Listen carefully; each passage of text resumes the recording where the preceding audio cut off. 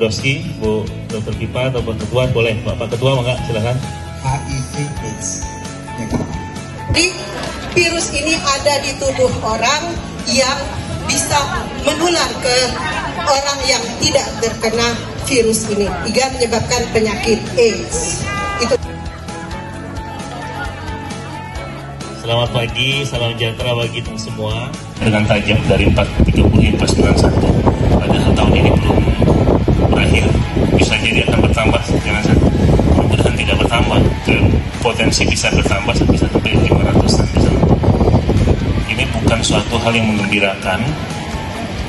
Untuk itu rasanya berdosa kalau kita tidak berbuat. Jadi terima kasih atas seluruh pihak yang terlibat, khususnya